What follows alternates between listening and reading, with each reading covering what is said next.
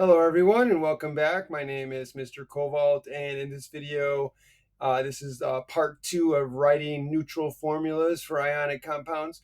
So in my last video, part one, I showed you how to go from the name of an ionic compound to the formula using the crisscross method. Now here I'm going to go over a few examples of how you go from the formula to the name, or to the name of the compound. And so you can do the reverse crisscross method where you take these subscripts and you write them as the opposite charges. But I want to show you specifically how do you figure out the charge on a positive ion that is a transition element, because as you know, transition elements can have more than one charge, with the exception of course, silver, which has a +1 charge, and cadmium and zinc that have +2 charges. So how do you know what the charge is on the metal ion if it's a transition element? And so go back to the name. And so I'm going to show you a few examples of how to do that. So here are the examples. So here we have iron bromide, we have copper and nitride, and we have iron and oxide. So here we want to go backwards. So they're giving us the formula. How do we get the name from the formula? And here it's important because um, we got to know for these elements here, they are transition elements. And so we need to know what the charges are, because without the charge, we can't know the name of this ion. And so remember, when you're naming compounds, it's basically the names of the ions of the names of the two ions being put together. So if you know the names of the ions, the name of the ionic compound is literally just putting those names together. But in this case, in order to know the name of the ion, because these are transition elements, they can have multiple charges. So you got to figure out what the charge is. You can't just look at these and say, oh, I know the charge, because they can have multiple charges. So the thing you want to do is begin with the negative ion. The negative ion, you'll always know the charge on the negative ion because they only ever have one charge. So start with the charges on the ions and then work to figure out what the charge on the metal ion must be. So let's start with FeBr2. So we have FeBr2. So we need to figure out what the charge on the iron is. And so we start with bromine because that one we know what the charge on the bromide ion must be. It's in group 7, so therefore it must have a -1 charge. So we know the bromide ion has a -1 charge on it. And so notice we have two bromide ions. So that means that we must have a total of a -2 charge. So our total negative charge is -2. That's our total negative charge due to the two bromide ions. So our bromide ions give us a -2 charge total. So that means when we're thinking about the formula, we know that the formula must have zero charge. The charges must be balanced, right? So if that means if that we have a total of a -2 charge, we must have a total of a +2 charge. So we must have a total +2 charge to balance out the negative charge. So since our metal ion here has the positive charge, notice we only have one ion. We only have one atom of iron. So therefore, the total 2+ charge must be on the iron. So therefore, we know now that the iron has a 2+ charge, which now we know what the name of this ion is. It's iron 2. Because remember, the Roman numeral tells you the charge. So in order to identify the name of this ion, we need to know the charge. Now we know the charge. So this is iron 2. So iron 2 is the name, is the name of this ion, and then we add to it the name of this ion here, which is bromide. So bromide is the second part of the name. So the name of this substance here, FeBr2, is iron 2 bromide. So that's how you can figure out the name of the substance if you're trying to figure out what the element here is. If you don't know the charge, again, this is what's going to happen when you have a transition element.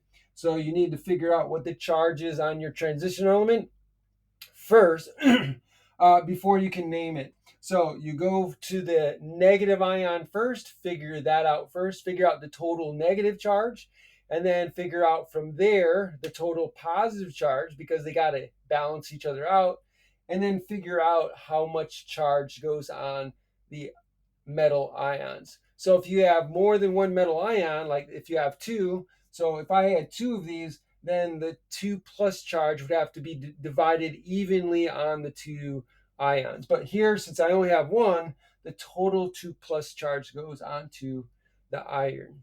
Okay, let's go ahead and do the next one. So we have Cu3N. So once again, we want to write out the charge. What's the charge of the nitrogen first? We want to go with the negative charge to figure out what the charge is on our copper.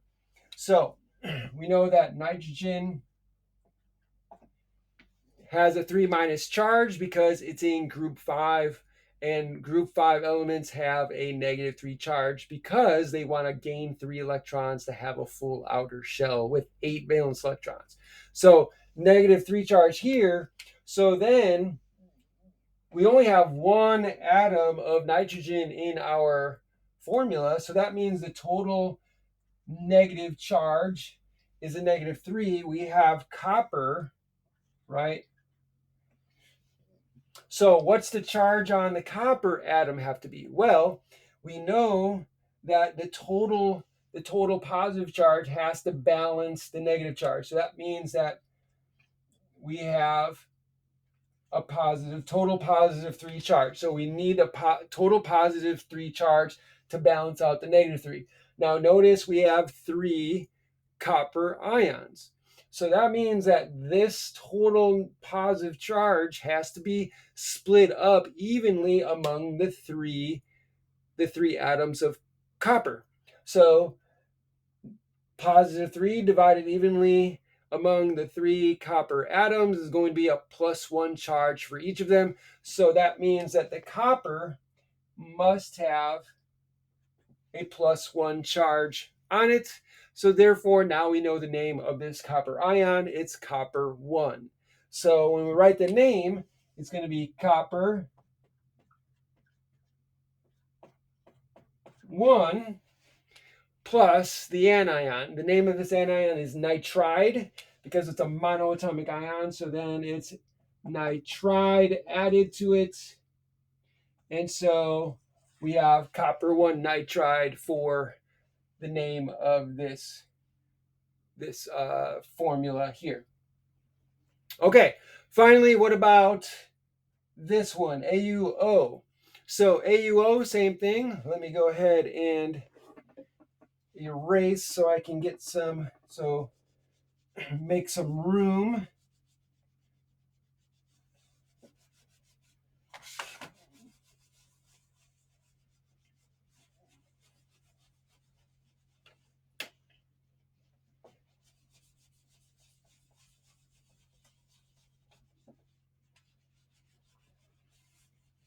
Okay, so we have AuO. Again, we're going to start with the negative ion oxide.